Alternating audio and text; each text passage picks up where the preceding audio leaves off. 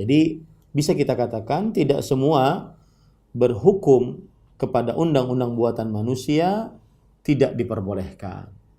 Karena kalau seandainya undang-undang buatan manusia yang memang diambilkan intisarinya dari Al-Quran dan hadis Rasul Sallallahu Alaihi Wasallam, maka itu diperbolehkan. Atau undang-undang buatan manusia yang berkaitan dengan perkara duniawi, maka ini asal hukumnya mubah.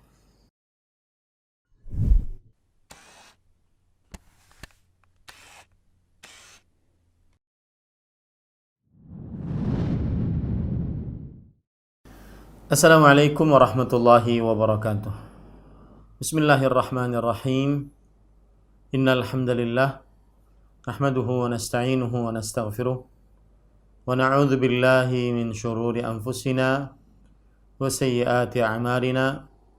Man yahdihillahu fala mudilla lahu wa man yudlil fala hadiya lahu. Wa ashhadu an la ilaha illallah wahdahu la syarika lahu wa ashhadu anna Muhammadan abduhu wa rasuluh. Ya ayyuhalladzina amanu taqullaha haqqa tuqatih wa la tamutunna illa wa antum muslimun.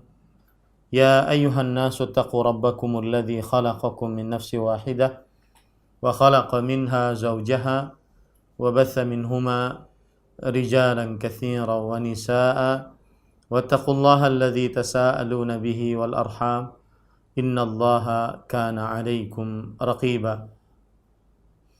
Ya ayyuhalladzina amanu taqullaha wa qulu qawlan sadida yuslih lakum a'malakum wa yaghfir lakum dhunubakum wa man yuti'illaha wa rasulahu faqad faza fawzan 'azima. Amma ba'd, fa inna asdaqal hadithi kitabullah wa ahsanul hadi hadi Muhammadin sallallahu alaihi wa ala alihi wa sallam wa syarrul umuri muhdatsatuha wa kullu muhdatsatin bid'ah wa kullu bid'atin dhalalah wa kullu dhalalatin finnar. Alhamdulillah, kita bersyukur pada Allah Subhanahu wa taala pada hari ini Rabu malam Kamis 1 Sya'ban 1441 Hijriah. Kita kembali duduk bersama di dalam sebuah kajian rutin membaca matan Nawaqidul Islam, pembatal-pembatal keislaman yang ditulis oleh Syekhul Islam Al-Imam Muhammad bin Abdul Wahhab bin Sulaiman bin Ali At-Tamimi rahimahullahu ta'ala, dengan membaca syarahnya Durusun fi Syarhi Nawaqidul Islam, penjelasan pembatal keislaman yang ditulis oleh Fadilatul Syekh Al-Allamah Saleh bin Fauzan bin Abdullah Al-Fauzan hafizahullahu ta'ala. Salawat dan salam semoga selalu Allah berikan kepada Nabi kita Muhammad sallallahu alaihi wa ala alihi wasallam, pada keluarga beliau, para sahabat, serta orang-orang yang mengikuti beliau sampai hari kiamat kelak. Dengan nama-nama Allah yang husna dan sifat-sifatnya yang mulia, kita berdoa, Allahumma inna nas'aluka ilman nafi'an wa rizqan tayyiban wa amalan mutaqabbala. Wahai Allah, sesungguhnya kami mohon kepada Engkau ilmu yang bermanfaat, rezeki yang baik, dan amal yang diterima. Allahumma amin. Ahibbati hafizakumullahu ta'ala, kita masih di dalam pembacaan pembatal keislaman yang keempat. Penulis Syekhul Islam Al-Imam Muhammad bin Abdul Wahhab mengatakan, man i'taqada anna ghaira hadyin Nabi sallallahu alaihi wa sallam akmalu min hadyihi aw anna hukma ghairihi ahsanu min hukmihi kalladzina yufaddiluna hukma at-tawaghit ala hukmihi fahuwa kafir. Pembatal keislaman yang keempat, barang siapa meyakini bahwa petunjuk selain petunjuk Rasulullah sallallahu alaihi wa alihi wasallam lebih sempurna dari petunjuk Rasulullah sallallahu alaihi wasallam, atau hukumnya lebih bagus dari hukum Rasulullah sallallahu alaihi wasallam, seperti orang yang mengunggulkan hukum taghut atas hukum Rasulullah sallallahu alaihi wasallam, maka ia telah kafir. Dan ini adalah pertemuan yang ke-51. Kita melanjutkan apa yang disebutkan oleh pensyarah Syekh Al-Allamah Saleh bin Fauzan bin Abdullah Al-Fauzan hafizahullah ta'ala.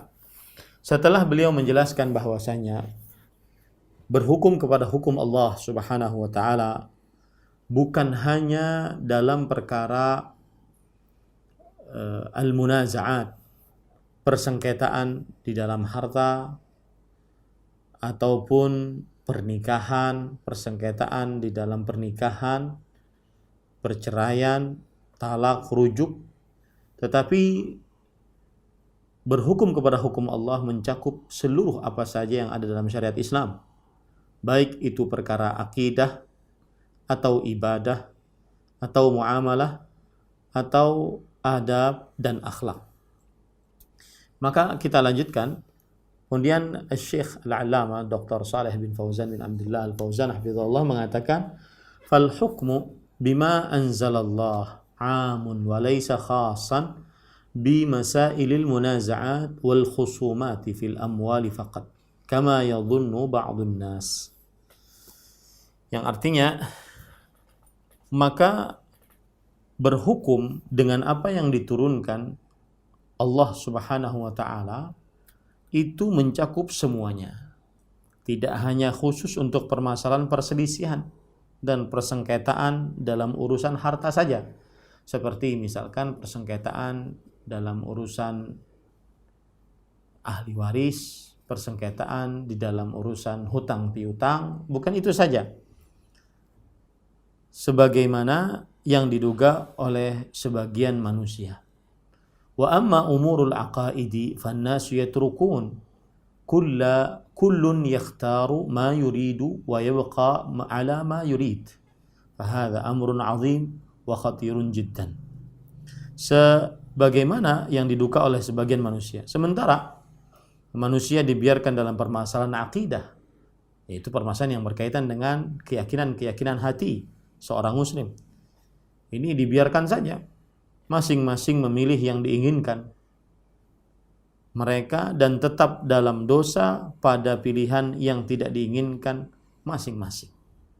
Ini adalah perkara besar yang dan membahayakan sekali. Maksudnya adalah sebagian orang kalau urusan harta, persengketaan harta, hutang piutang, harta waris, kemudian berkaitan dengan harta pokoknya, maka mereka berhukum kepada hukum Allah. Tetapi urusan akidah maka disuruh untuk memilih masing-masing akidahnya. Ini tidak benar. Ini perkara yang sangat berbahaya sekali, kata beliau. Fa hukmullahi syamilun likulli hadhil umur wa ma huwa aktsaru minha.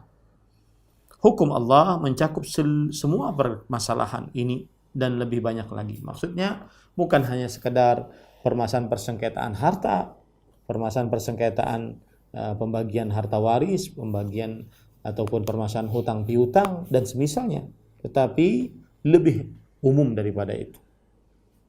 Wa yajibu 'alal hukam an yahkumu bima anzalallah wa hadza min a'malihim. Kemudian pensyarah Syekh Al-Allamah Dr. Saleh bin Fauzan bin Abdullah Al-Fauzan hafizahullah taala, beliau menyebutkan tentang nasihat bagi para penguasa. Beliau mengatakan wajib bagi para hakim untuk berhukum dengan apa yang diturunkan oleh Allah. Hakim di sini bisa hakim yang ada di pengadilan ataupun hakim yang merupakan penguasa muslim yang sah. Dan ini adalah tugas mereka, yaitu berhukum kepada hukum Allah saat di dalam pengadilan. Wa an yalzamun nasa bihukmillahi. Qala ta'ala innallaha ya'murukum an tu'addul amanati ila ahliha. Wa idza hakamtum bainan nasi an tahkumu bil 'adl. Innallaha ni'ma ya'idzukum bih. Innallaha kana sami'an basira. Yang artinya sesungguh wajib bagi para hakim untuk berhukum dengan apa yang diturunkan oleh Allah. Dan ini adalah tugas mereka. dan untuk mewajibkan manusia untuk berhukum dengan hukum Allah Subhanahu wa taala.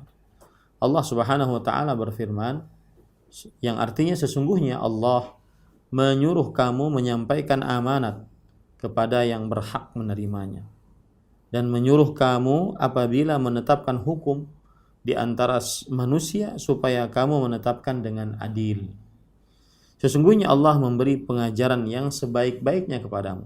Sesungguhnya Allah adalah Maha mendengar lagi Maha melihat. Pensyarah mengatakan hadza fil hukam. Ini ayat untuk para hakim, yaitu berhukum dengan hukum Allah, yaitu Allah memerintahkan untuk menunaikan amanah kepada yang berhak mendapatkannya. Dan apabila memutuskan sebuah keputusan di pengadilan, maka diputuskan dengan keputusan yang adil. Ini ayat berkaitan dengan para hakim, pemegang kekuasaan, pemegang keputusan. Wa fil mahkumina al-ayatu allati ba'daha mubasharatan. Qala ta'ala, sementara untuk yang dihakimi, yaitu untuk para rakyat, adalah ayat yang langsung setelahnya. Firman Allah Subhanahu wa taala, wahai orang-orang yang beriman, ya ayyuhalladzina amanu athi'ullaha wa athi'ur rasul wa ulil amri minkum. Fa in tanaza'tum fi syai'in farudduhu ila Allahi war rasul in kuntum tu'minuna billahi wal yawmil akhir. Dzalika khairun wa ahsanu ta'wila. Hai orang-orang yang beriman, taatilah Allah dan taatilah Rasulnya dan ulil amri di antara kalian. Ulil amri di antara kalian maksudnya adalah pemimpin muslim yang sah, hakim muslim yang ada di pengadilan, taati mereka. Kemudian para ulama, ini juga salah satu tafsiran dari ulul amri. Kemudian jika kamu berlainan pendapat tentang sesuatu, maksudnya terjadi perbedaan pendapat dalam sebuah permasalahan, maka kembalikanlah ia kepada Allah, yaitu maksudnya kepada Al-Quran, dan kepada Rasulullah, yaitu maksudnya kepada sunnah Nabi Muhammad sallallahu alaihi wasallam. Jika kamu benar-benar beriman kepada Allah dan hari kemudian, yang demikian itu lebih utama bagi kalian dan lebih baik akibatnya. Quran surah An-Nisa ayat 59. Penulis atau pensyarah mengatakan, fahadhihi fil mahkumin, ini untuk yang dihakimi, yaitu untuk para rakyat. Ayat tersebut, ayat 59-nya untuk para rakyat, agar taat kepada Allah dan Rasulnya, mentaati hukum Al-Quran dan hukum hadis Rasulullah SAW, dan mentaati keputusan yang diputuskan oleh pemerintah yang muslim, yang sah, yang berwenang pada saat itu, jika keputusan mereka tidak bertentangan dengan ayat suci Al-Quran dan hadis Rasul SAW. Fayajibu alaihim an yatahakamu ila kitabillah wa sunnati rasulih sallallahu alaihi wasallam. Mereka wajib untuk berhukum dengan kitabullah dan sunnah Rasulullah sallallahu alaihi wa ala alihi wasallam. Sebagaimana dalam kondisi saat seperti ini, ketika virus corona yang menyebabkan penyakit mewabah COVID-19 terus meningkat, bahkan saya lihat keterangan dari pemerintah pusat bahwa satu Indonesia kasus positifnya selama 16 hari 790 kasus positif COVID-19. La haula wala quwata illa billah. Maka pada saat itu kita sebagai rakyat, ketika ada perintah dari pemerintah yang muslim, yang sah, yang berwenang untuk memerintahkan di dalam ketaatan, maka kita wajib taat, yaitu untuk beribadah di rumah aja pada hari-hari ini untuk sementara. Dan ini juga setelah mereka bermusyawarah dengan para ahli medis dari para kedokteran, kemudian juga dengan para ulama rahimahumullahu ta'ala. Maka wajib bagi kita untuk mengikutinya. Wajib bagi kita untuk mengikutinya agar memutus mata rantai tersebarnya virus mewabah COVID-19 ini. Ini salah satu contoh nyata bagaimana kita berhukum kepada hukum Allah Subhanahu wa taala.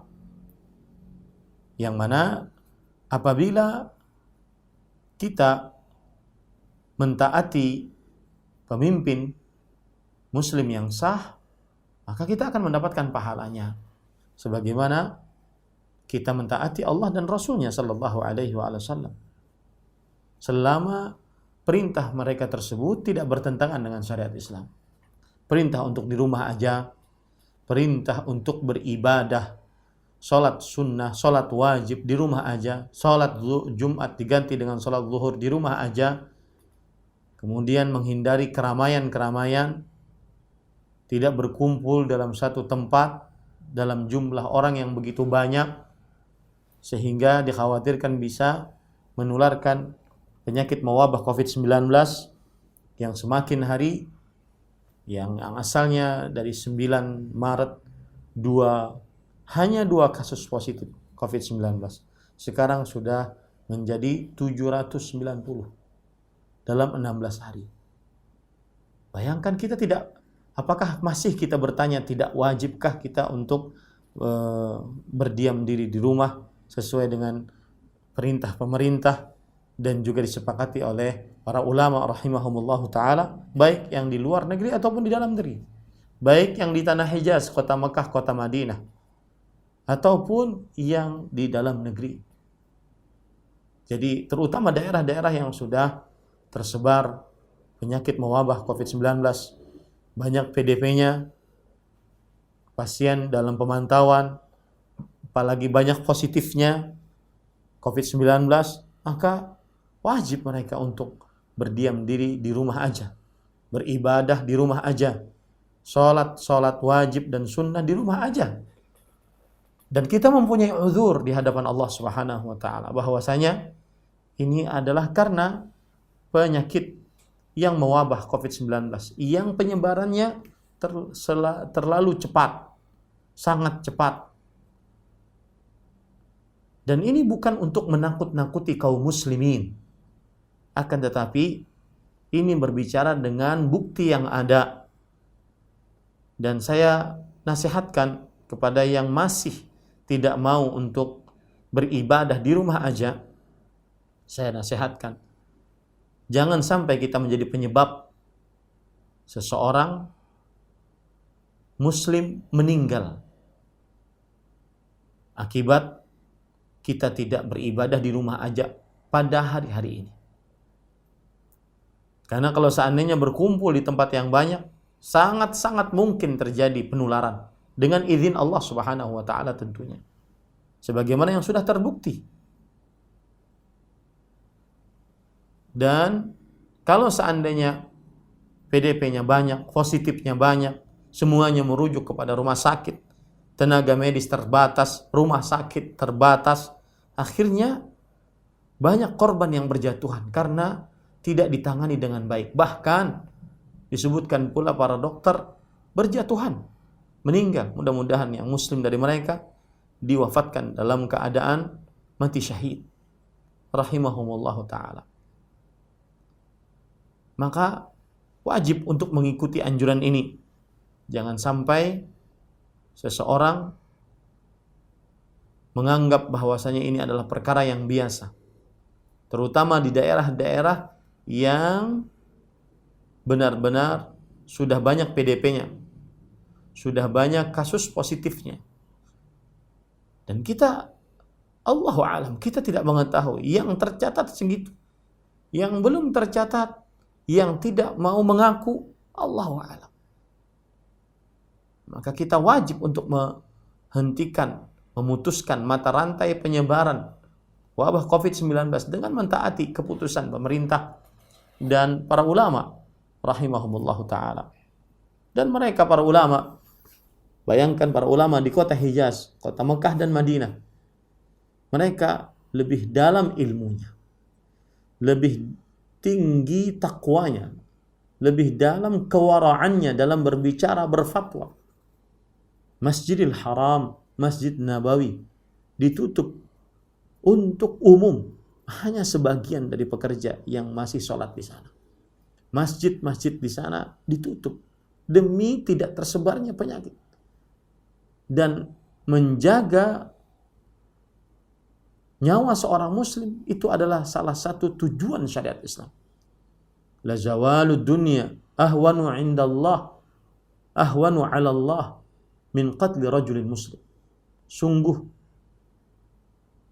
hancurnya dunia lebih ringan di sisi Allah dibandingkan terbunuhnya seorang muslim. Hadis riwayat Imam Tirmidzi. Maka tidak diperbolehkan kita bermudah-mudah untuk keluar rumah. Jangan sampai keluar rumah kecuali untuk keperluan yang sangat mendesak. Mencari makan sangat mendesak. Kalau tidak, maka dia tidak bisa makan, sangat mendesak. Itu pun dia harus menjauhi keramaian.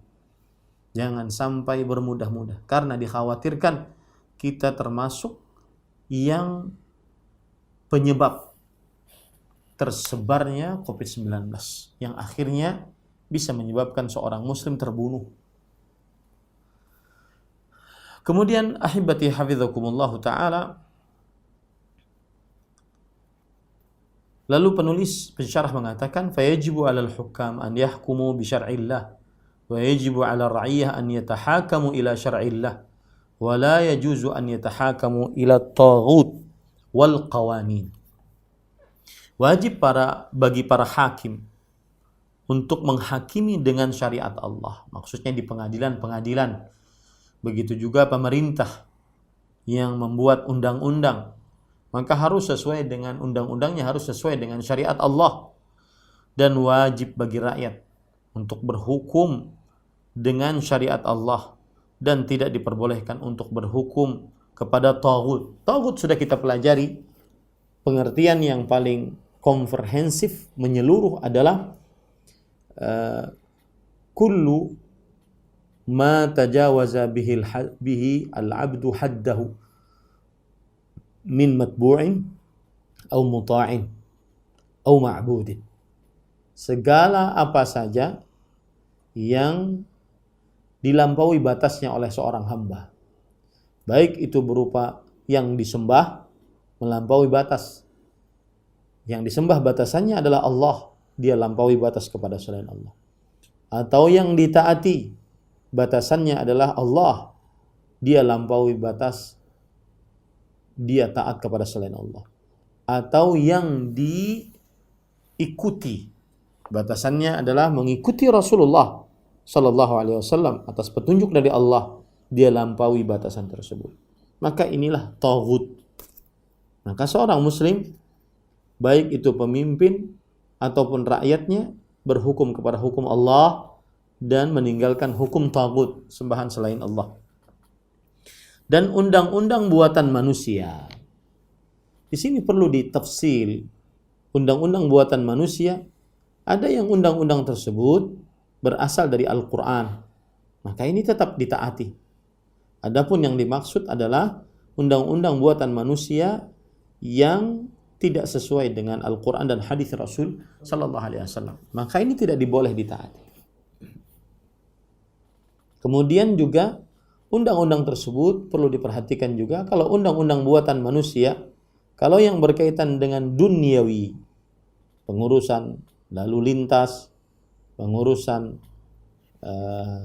peraturan-peraturan yang berkaitan dengan duniawi, maka ini tidak mengapa. Tidak mengapa diatur undang-undang tersebut sesuai dengan kemaslahatan yang ada bagi pengguna jalan ataupun bagi rakyat.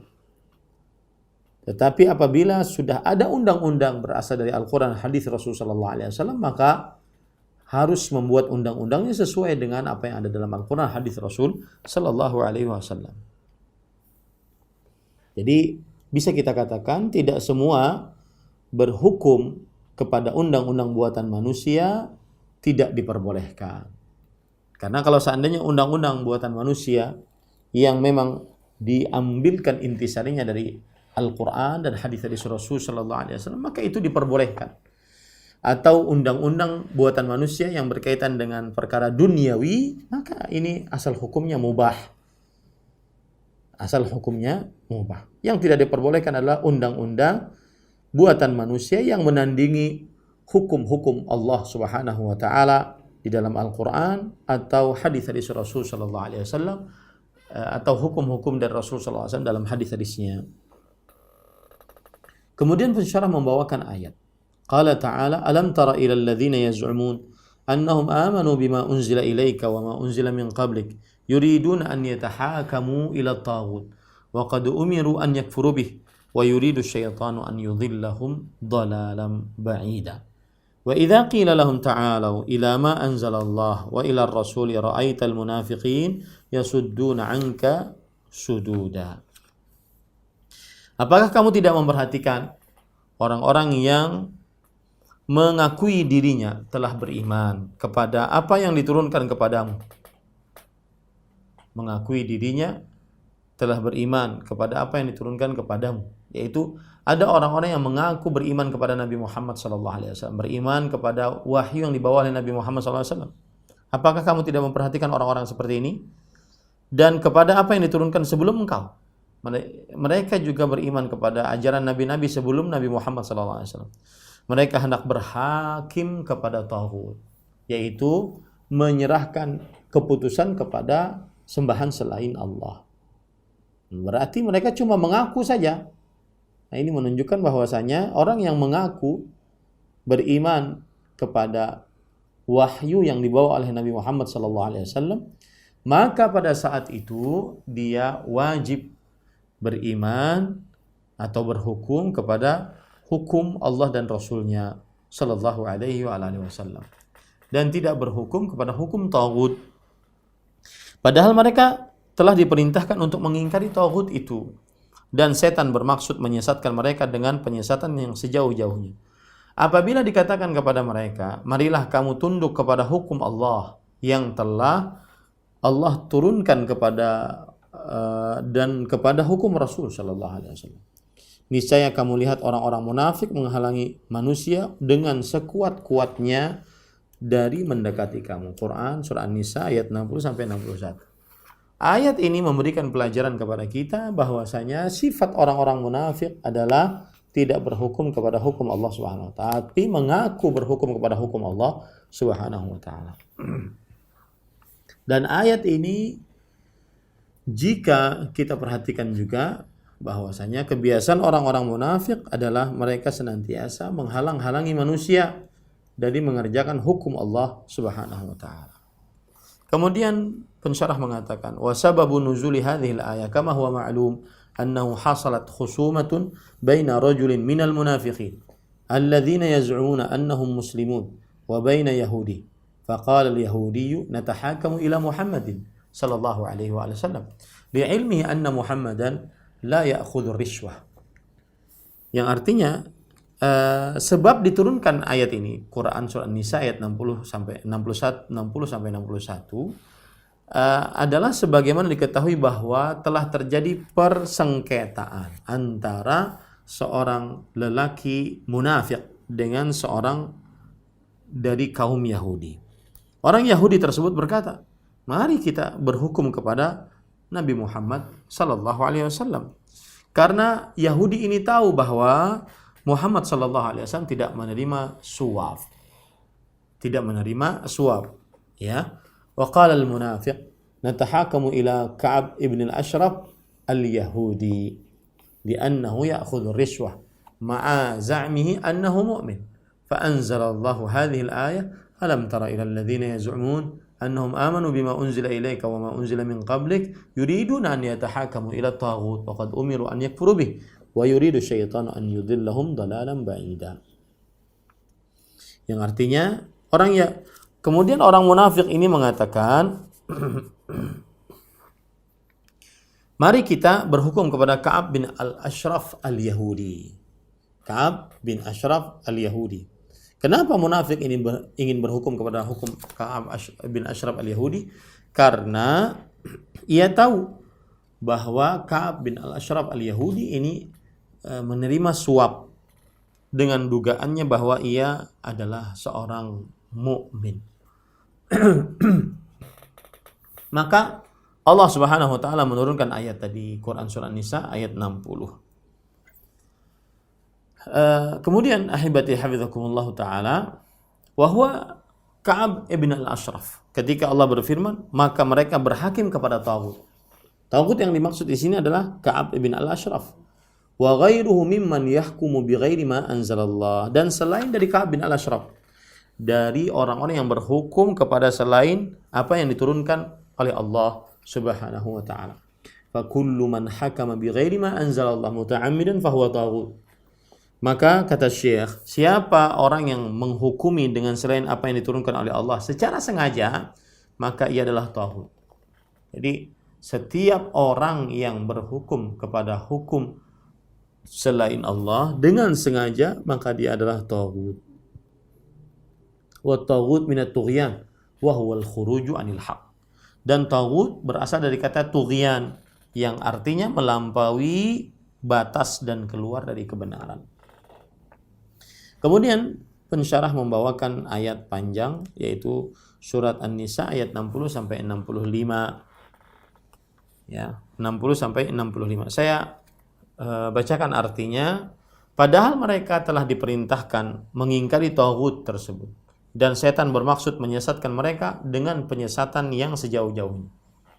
Lihat, mereka ini adalah sedang ditipu oleh syaitan, berhukum kepada hukum taghut, sembahan selain Allah, yang ditaati selain Allah, yang diikuti selain Allah, yang diibadahi selain Allah.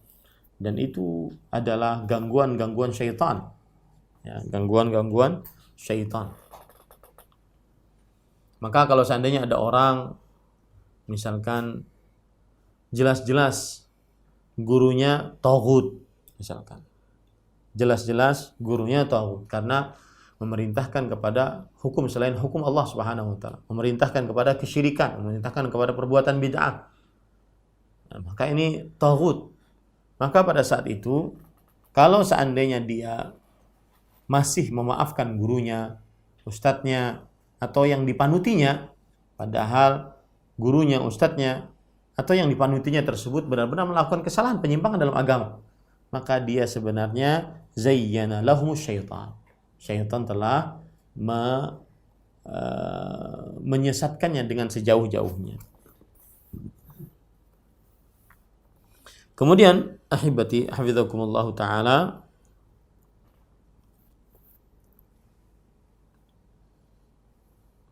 apabila dikatakan kepada mereka, marilah kamu tunduk kepada hukum yang Allah telah turunkan dan kepada hukum Rasul sallallahu alaihi wasallam, niscaya kamu lihat orang-orang munafik menghalangi manusia dengan sekuat-kuatnya dari mendekati kamu. Maka bagaimanakah halnya apabila orang-orang munafik ditimpa sesuatu musibah disebabkan perbuatan tangan mereka sendiri, kemudian mereka datang kepadamu sambil bersumpah, demi Allah, kami sekali-kali tidak menghendaki selain penyelesaian yang baik dan perdamaian yang sempurna. Mereka itu adalah orang-orang yang Allah mengetahui apa yang di dalam hati mereka. Karena itu berpalinglah kalian dari mereka dan berilah mereka pelajaran, dan katakanlah kepada mereka perkataan yang berbekas pada jiwa mereka. Dan kami tidak mengutus seseorang Rasul melainkan untuk ditaati dengan seizin Allah. Sesungguhnya jikalau mereka ketika menganiaya dirinya datang kepadamu lalu memohon ampun kepada Allah dan Rasul pun memohonkan ampun untuk mereka, tentulah mereka mendapati Allah Maha Penerima Taubat lagi Maha Penyayang. Maka demi Rabbmu mereka pada hakikatnya tidak beriman hingga mereka menjadikan kamu hakim terhadap perkara yang mereka perselisihkan. Ini inti pendalilan dari ayat ini adalah ayat yang ke-65, fala wa rabbika la yu'minun hatta yuhaqqimuka fi ma syajara bainahum. Yang artinya, maka demi Rabbmu mereka pada hakikatnya tidak beriman hingga mereka menjadikan kamu, yaitu Nabi Muhammad sallallahu alaihi wasallam, sebagai pemutus keputusan ya terhadap perkara-perkara yang sedang mereka perselisihkan. Kemudian pensyarah mengatakan, fayuhakkimuna ar-rasula fi hayati wa yuhakkimuna ma jaa bihi minal kitab was sunnah ba'da mafatihi. Mereka menjadikan hakim maksudnya menjadikan Rasulullah sallallahu alaihi wasallam sebagai hakim saat beliau masih hidup dan berhukum dengan Al-Qur'an dan sunnah yang beliau bawa setelah beliau meninggal. Itulah sikap seorang muslim. Ketika Nabi Muhammad sallallahu alaihi wasallam masih hidup, maka berhukumlah kepada Rasulullah sallallahu alaihi wasallam, meminta keputusan dari Rasulullah sallallahu alaihi wasallam. Tapi ketika Nabi Muhammad sallallahu alaihi wasallam meninggal, maka berhukumlah kepada Al-Qur'an dan Sunnah yang merupakan dua peninggalan Rasulullah sallallahu alaihi wasallam, yang apabila seseorang berpegang dengan dua tersebut tidak akan pernah sesat. Yang artinya dan Rasul sallallahu alaihi wasallam pernah bersabda di dalam hadis sahih, "Taraktu fikum amrayn ma in tamassaktum bihima lan tadhillu abada." Aku tinggalkan bagi kalian dua perkara. Selama kalian berpegang kepada dua perkara tersebut, maka niscaya kalian tidak akan sesat selamanya. Nah, dan kalau sudah diputuskan oleh Rasul sallallahu alaihi wasallam, maka sikap seorang muslim adalah menerima al-istislam, menerima dengan sebenar-benar penerimaan dan tidak ada keberatan sedikit pun dalam hati. Sebagaimana firman Allah dalam surah An-Nisa ayat 65 yang dibawakan oleh pensyarah sini, "Tsumma la yajidu fi anfusihim harajan mimma qadait wa yusallimu taslima." Kemudian mereka tidak merasa dalam hati mereka sesuatu keberatan terhadap putusan yang kamu berikan, dan mereka menerima dengan sepenuhnya. Tadi pagi saya kajian, ada seorang muslimah bertanya, setelah saya ikut kajian tentang muslimah ini, saya merasa bahwasanya seakan-akan beliau berkata seperti ini, Islam sangat sulit. Karena saya sebagai seorang muslimah harus bekerja, menafkahi keluarga, sedangkan di tempat pekerjaan saya berikhtilat dan semisalnya. Maka pada saat itu beliau mengatakan sulit untuk kita mengamalkannya. Maka kita katakan tidak sulit kalau seandainya sesuai dengan sunnah Rasul sallallahu alaihi wasallam. Maka apapun yang ditetapkan dalam Al-Quran, hadis Rasul sallallahu alaihi wasallam, pada saat itu semestinya seseorang benar-benar mengikutinya dan tidak mempunyai keberatan di dalam dirinya.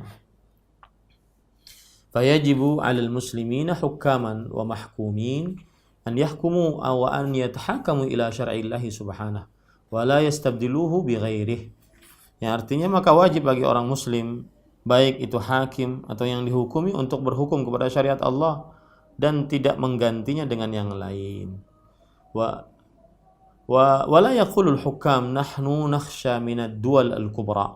Para hakim tidak boleh berkata kami takut kepada negara-negara besar. Wa hadza syai'un yufridunahu alaina fa hadza la yajuz. Ini perkara yang biasa mereka tunjukkan kepada kami. Nah, ini tidak boleh dilakukan. Maksudnya tidak boleh takut kepada negara manapun untuk akhirnya berhukum kepada hukum Allah Subhanahu wa taala. Lahum li'annahum muslimun fa yajibu 'alaihim iltizamul Islam fa indahum fil a'rafi ad-dawliyah alla tatadakhkhal dawlatun fi sya'ni dawlatin ukhra fi siyasatiha ad-dakhiliyah. Karena mereka adalah orang-orang muslim, maka wajib bagi mereka untuk berpegang teguh dengan Islam dalam masalah kenegaraan. Karena hendaknya mereka tidak mencampuri urusan negara lain dalam hal politik dalam negeri mereka. Ini yang berkaitan dengan hukum negara lain.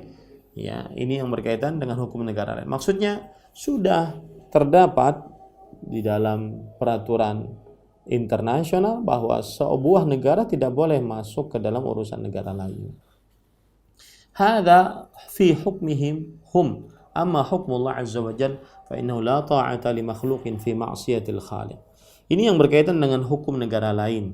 Adapun yang berkaitan dengan hukum Allah Subhanahu wa taala, maka tidak dibolehkan untuk taat kepada makhluk dalam hal yang bermaksiat kepada Sang Khaliq.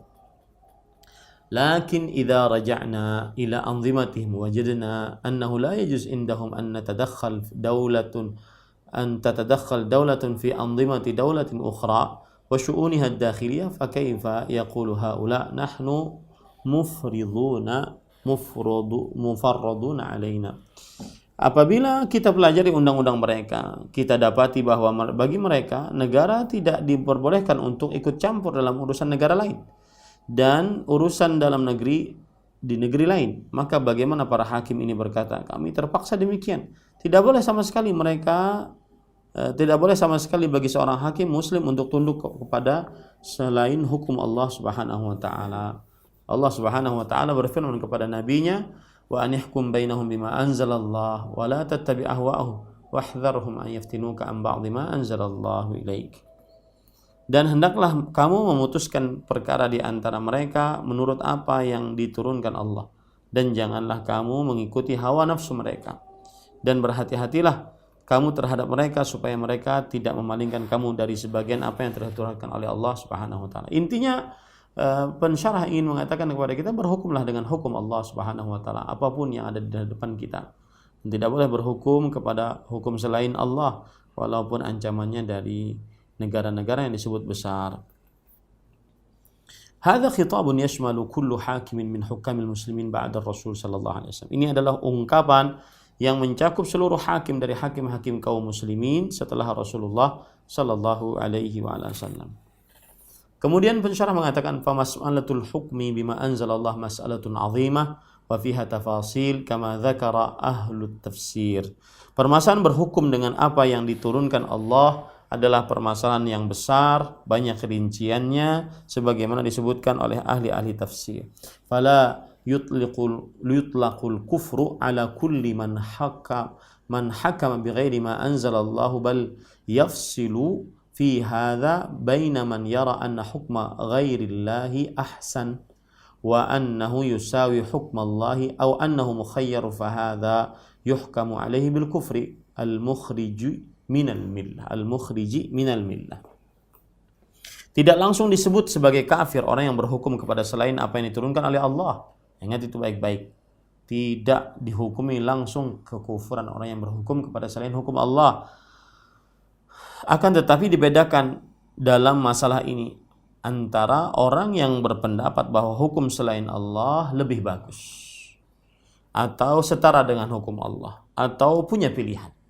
Lebih bagus, atau hukum Allah dengan hukum manusia sama, atau dia boleh memilih antara menjalankan hukum Allah atau menjalankan hukum manusia. Maka yang ini dihukumi dengan kekufuran yang mengeluarkan dari agama. Amma man kana yara anna hukma Allah huwa lazim wa huwa al-haq walakin khalafahu li hawan aw li rishwah aw li tama'in dunyawi fahadha yuhkamu alaihi bi annahu kufrun duna kufr. Adapun bagi yang berpendapat bahwa hukum Allah itu wajib sebenarnya dan itulah yang benar sebenarnya, akan tetapi hawa nafsunya lah yang menghalanginya, atau karena suap yang menghalanginya, atau karena tamak dunia yang menghalanginya, maka yang sedemikian ini dihukumi sebagai kekufuran di bawah kekufuran, yaitu tidak keluar dari agama Islam. Wa anna hadza fisq, qala ta'ala wa man lam yahkum bima anzalallah fa ulaika humul fasiqun. Dan ini adalah sebuah kefasikan. Kefasikan artinya dosa besar yang dikerjakan secara terang-terangan. Dan ini sebagaimana disebutkan oleh Allah dalam surah Al-Maidah ayat 47, yang artinya barang siapa tidak memutuskan perkara menurut apa yang diturunkan Allah, maka mereka itu adalah orang-orang yang fasik. Ini menunjukkan bahwasanya tidak semua orang yang berhukum kepada selain hukum Allah dihukumi kafir. Yang dihukumi kafir adalah apabila mengatakan bahwa hukum selain hukum Allah lebih baik, atau hukum selain hukum Allah sama dengan hukum Allah, atau seseorang boleh memilih antara hukum Allah dengan hukum selain hukum Allah Subhanahu wa taala. Adapun kalau seandainya dia mengetahui bahwa dan meyakini dalam hatinya hukum Allah adalah hukum yang paling bagus, hukum Allah adalah hukum yang paling benar, maka pada saat itu dia tetap tidak berhukum kepada hukum Allah karena hawa nafsunya, karena takut jabatannya hilang, karena suap dan semisalnya, maka dia orang yang fasik, tidak keluar dari agama Islam. Kufrun duna kufur istilahnya. Kemudian penulis mengatakan fayuhkamu alaihi bil fisq wa naqsil iman wa hadha an-naqidu ar-rabi'u min nawaqid al-Islam allati dzakaraha asy-syaikh rahimahullah yatadammanu mas'alatan muhimmatan wa hiya mushkilatul 'asr al-an. Nas'alullah 'azza wa jalla an yuwaffiqa wulata umuril muslimin lil hukmi bima anzalallah wa an yuwaffiqa al-mukhalifin lidzalik bi an yarji'u ila al-haqqi was-shawab. Ini pembatal keempat ya dari pembatal-pembatal keislaman disebutkan oleh Syekh Muhammad bin Abdul Wahhab rahimahullah, yang mencakup permasalahan yang penting, yaitu permasalahan masa kini. Beliau menyebutkan masa kini. Banyak sekali kekacauan terjadi di sebuah negara akibat tidak benar-benar memahami permasalahan ini. Kita memohon kepada Allah Subhanahu wa taala agar memberi taufik kepada para pemimpin kaum muslimin untuk berhukum kepada apa yang diturunkan oleh Allah, dan agar memberi taufik kepada yang menyelisihinya untuk kembali kepada yang hak dan kepada kebenaran. Alhamdulillah selesai pembatal yang keempat, dan insyaallah ta'ala kita lanjutkan pada pertemuan yang akan datang pembatal yang kelima insyaallah ta'ala.